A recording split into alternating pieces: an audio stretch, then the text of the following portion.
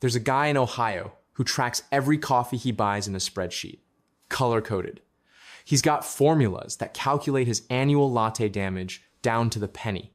Same guy bought a house in 2019 with a $600,000 mortgage because the bank said he qualified. Monthly payment ate 40% of his take-home. He defaulted in 2023.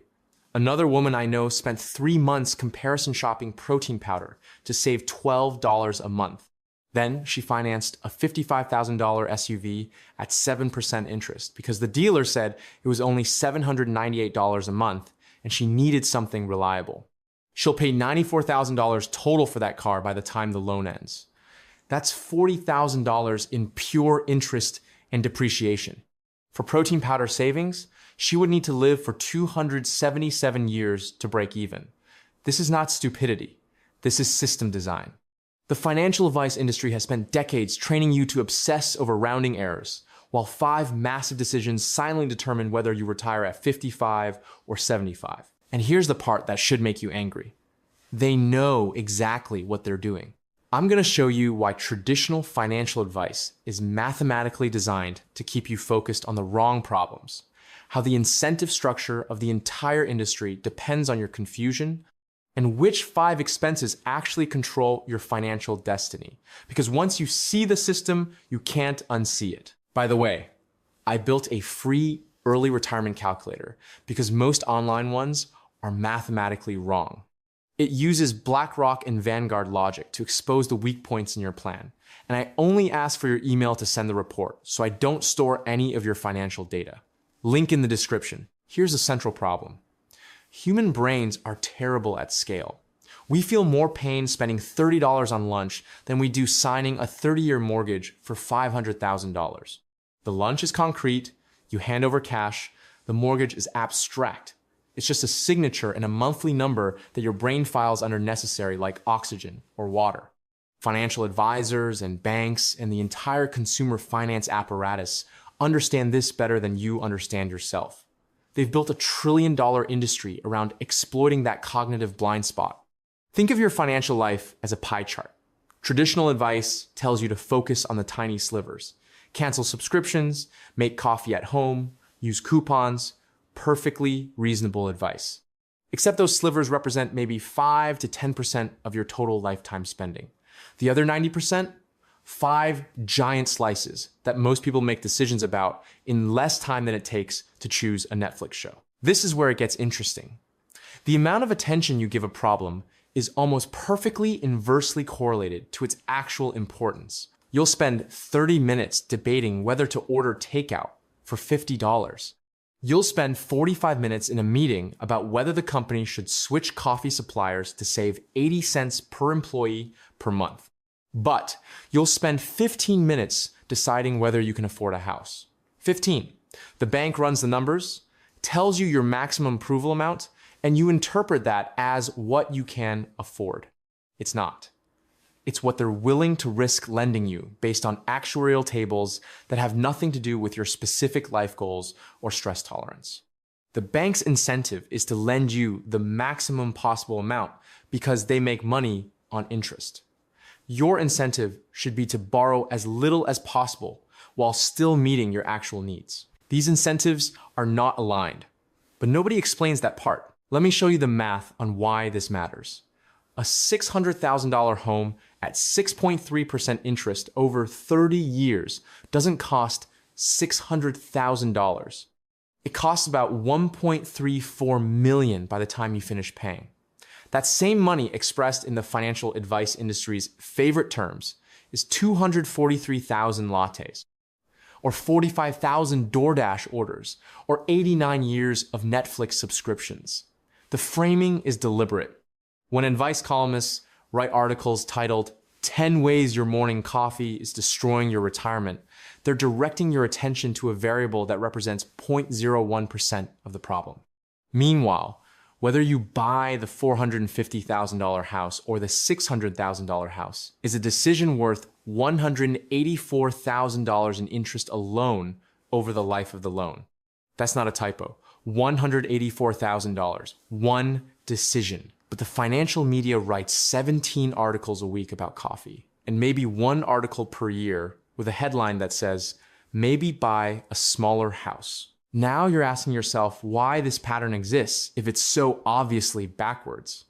Follow the incentives. Personal finance media makes money from advertising and affiliate relationships. Mortgage lenders advertise. Car companies advertise. Credit card companies advertise. Coffee shops and Netflix do not run massive B2B financial advertising campaigns. So the content you consume is algorithmically and economically optimized to avoid criticizing the industries that fund it. This isn't conspiracy. It's just capitalism. The system isn't broken. It's working exactly as designed, just not for you. Here's how the 5 big decisions actually break down. Your house is decision 1. We covered that. Decision 2 is your car. Americans on average will own 10 cars in their lifetime. Most of those purchases involve financing. A $700 monthly car payment doesn't sound insane because everyone you know has a similar payment. But $700 a month invested at 7% for 35 years is $1.24 million. You contributed $294,000. The other $950,000 is compound interest. That's one car payment. Most households have 2. So we're looking at a $2.5 million decision expressed across a lifetime. But instead of confronting that reality, you get advice articles about how to save $14 a month by inflating your tires to the correct PSI. Again, not wrong advice, just completely irrelevant advice at the scale that matters. Let me tell you a story about a guy I know who ran a commercial roofing business. Smart guy, understood profit margins and depreciation schedules and tax law. Every 3 years, like clockwork, he'd trade in his truck for a new one. Always had a payment. He justified it as a business expense, and yeah, he wrote it off, but the cash still left his account. Over 20 years, he spent about $400,000 on trucks. If instead he'd bought one $50,000 truck, driven it for 10 years, then bought another and driven that for 10 years, he would have spent $100,000 total. The $300,000 difference invested would be worth around $1.1 million today. When I walked him through that math, he went quiet for a long time. Then he said, "But I liked having a new truck," which is fine. That's a valid choice. But it's a $1 million choice. Just call it what it is. We lie to ourselves about the size of these decisions because confronting them is psychologically uncomfortable. Decision 3 is healthcare and insurance. This one's grimmer. Average family health insurance premium is around $22,000 a year now. If you're buying on the individual market, that's $1,833 a month. Plus your deductible, let's say $5,000. Plus copays and out-of-pocket maximums. You're looking at $30,000 a year in a bad year. Over a working lifetime of 40 years, that's $1.2 million. And unlike the car or the house, you don't even get an asset at the end. You just get to not die.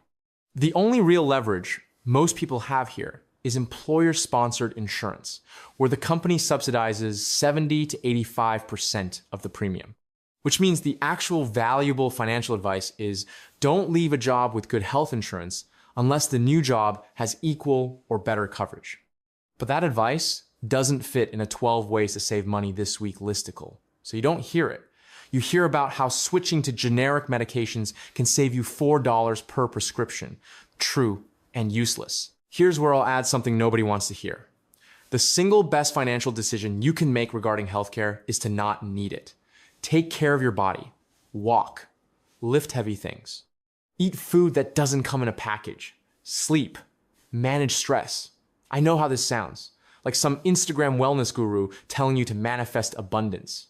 But I've spent 10 plus years around accountants and fiscal lawyers who manage money for a living, and every single one of them over 50 says the same thing. Their richest clients aren't the ones who pick the best stocks. They're the ones who stayed healthy enough to keep working or advising or running businesses into their 60s and 70s. The ones who had health crises in their 50s burned through savings faster than any market crash. I'm not saying you can prevent everything. You can't.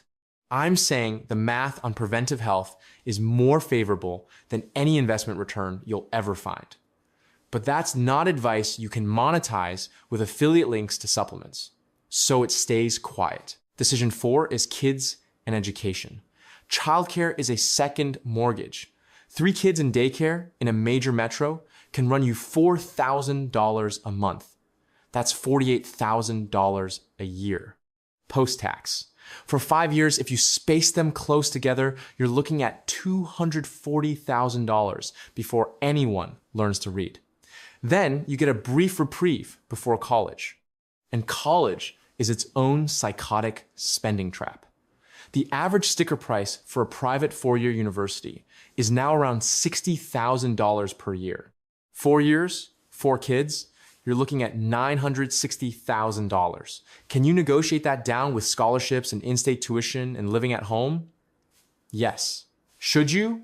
Also yes. But here's the uncomfortable truth. Most parents do not run the numbers. They do not sit down and calculate the net present value of a mechanical engineering degree from an in-state school at $40,000 total versus the same degree from a private school at $240,000. They just don't. And their kids at age 18 definitely don't. So you end up with a generation starting their working lives $70 or $80 or $100,000 in the hole, paying 6% interest on loans for degrees in fields that don't require degrees. The financial advice industry's response to this is to publish articles about how to pay off student loans faster by skipping avocado toast. Do you see the pattern yet? Now here's the quiet decision that nobody talks about. Number 5, lifestyle inflation. You get a raise, $5,000 salary bump. After taxes, maybe $3,000. Do you invest that $3,000 a year? No. You upgrade. Nicer car, bigger house, better restaurants, premium streaming services. None of it feels significant in the moment because you're spending the same percentage of your income. But here's the trap. If instead you kept your lifestyle fixed at your year 5 salary level and invested every raise from year 6 to year 30, you'd retire 7 years earlier. 7. That's not motivation. That's compound interest math. But it requires saying no to upgrades that everyone around you is saying yes to. And humans are social animals. We match the spending patterns of our peer group. It's why doctors and lawyers and tech workers making $300,000 a year still feel broke. They're competing with other people making $300,000. Your brain doesn't benchmark against your past self. It benchmarks against your neighbors. This is called the hedonic treadmill, and it's probably cost you more money than inflation. Let me give you a concrete case study. 2 guys, both 35, both making $120,000 a year in a medium cost of living city.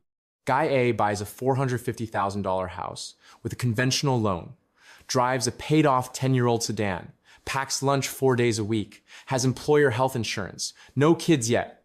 His mortgage is $2,700 a month, total fixed expenses around $4,500.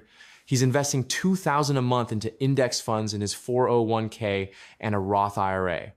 Guy B buys a $600,000 house because he qualified for it, finances a new truck at $700 a month, eats out most days, same health insurance, no kids. His mortgage is $3,700. Total fixed expenses around $6,200. He invests $300 a month when he remembers. By age 55, Guy A has about $2.1 million invested. Guy B has around $380,000. The difference is $1.7 million. Neither of them made different choices about coffee. They made different choices about the Big Five. This isn't theory. I've watched this exact scenario play out across dozens of people I know personally. The ones who retired early didn't do it by optimizing grocery coupons. They did it by keeping housing and transportation costs low while their income grew. Now you might be thinking, okay, but what if I actually want the nicer house and the nicer car? What if I worked hard and I want to enjoy it? Fair question. Here's my answer. Do it. Just be honest about the trade-off. If you want to spend an extra $1 million across your lifetime on upgraded housing and vehicles, that's a valid choice. But it's a choice that moves your retirement age from 55 to 65 or from 60 to 70. Run the actual numbers. Use a real calculator, not the one on the bank's website that's designed to maximize your borrowing. Understand the opportunity cost. Then decide. What drives me insane is when people make these massive financial decisions without ever doing that math. They just follow the cultural script. Get the biggest house you qualify for, lease a nice car, upgrade every 3 years, keep up with your peer group. Then they hit 50 and panic because they're nowhere near retirement and they have no idea why. The why is the big five. It was always the big five. Here's the part where I'm supposed to tell you about my background to establish credibility. I've run my own business for over a decade. I've been surrounded by accountants and fiscal lawyers who taught me how money actually moves at the institutional level. I have multiple hundreds of thousands of dollars invested across index funds and real estate. I'm not theorizing. I have skin in the game. And what I've learned is that most financial mistakes aren't math problems. They're psychology problems. People don't understand how their own decision-making works. They don't understand incentive structures. They don't understand that the financial advice they're consuming is shaped by who's paying for the content. Once you see that, everything clicks into place. The financial advice industry loves to talk about discipline and willpower and delayed gratification. All useful concepts, but they're applying them at the wrong scale.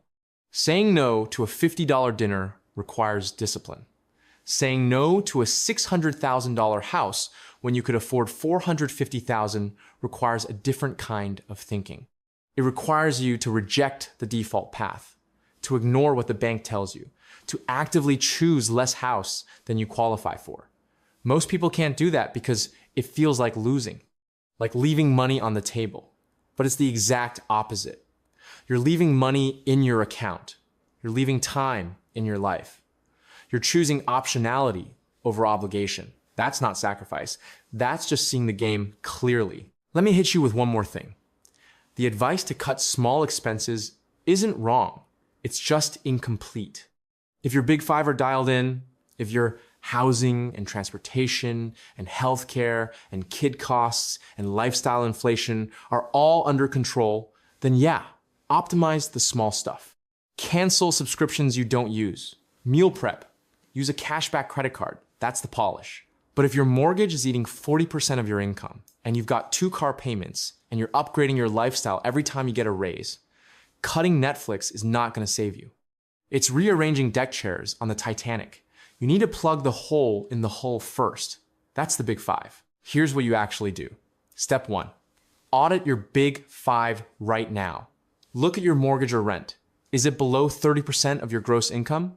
If not, you need a plan to fix that. Either increase income or decrease housing. Look at your vehicles. Do you have car payments?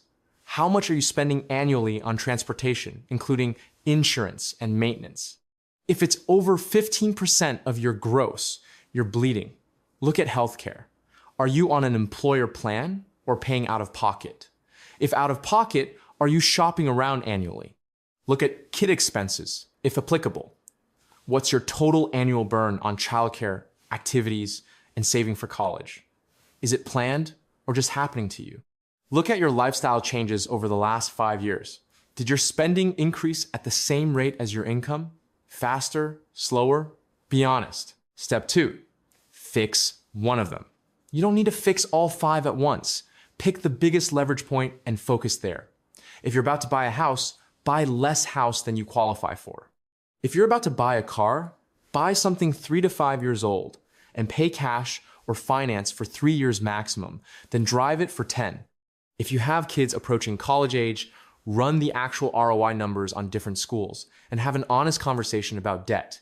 If you just got a raise, invest the entire raise before you get used to spending it. One fix in the big five is worth more than 100 optimizations in the small stuff. Step 3, then optimize the small expenses if you want. Once your foundation is solid, the small stuff actually becomes fun. It's optimization for its own sake. You're not trying to survive, you're trying to win. That's a completely different psychological frame. And honestly, when your big five are handled, you have enough breathing room that the $15 a month you save on subscriptions doesn't even matter. You can keep them all and still retire early. Look, I'm not here to tell you how to live. You want the big house and the new car and the private school? Go ahead. Just know what it costs in time, because that's what money is. It's stored time.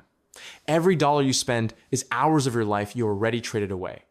And every dollar you don't spend and instead invest is hours of your future life you're buying back. The financial advice industry doesn't want you thinking in those terms, because if you did, you'd stop clicking on articles about coffee and start asking harder questions about why a bank is trying to lend you $700,000 when you only need $450,000. Those questions are bad for business. The truth is, lazy investing built more fortune than crypto memes. Boring decisions about the big five, repeated over decades, are how people actually get rich. Not day trading, not side hustles. Not optimization hacks, just keeping housing and transportation low, avoiding lifestyle inflation, staying healthy, and investing the difference. That's it. That's the whole game. Everything else is commentary. So here are your 3 takeaways. 1, stop tracking lattes and start tracking your big 5. If you don't know exactly how much you're spending annually on housing, transportation, healthcare, kids, and lifestyle upgrades, you're flying blind. 2, the next time you make a big purchase decision, calculate the opportunity cost. What is this actually costing you in future time? Run it through a compound interest calculator over 30 years. The number will shock you. 3, reject the default path. The bank's maximum approval is not what you can afford. The dealer's monthly payment is not a good deal. The sticker price for college is not what you have to pay. Question every default assumption, because all of them are designed to extract maximum money from you, not optimize your life. The financial advice everyone follows is designed to keep you distracted, confused, and focused on problems that don't matter, while the big decisions quietly determine whether you retire at 55 or 75. Now you know. The system depends on you not seeing it, so see it.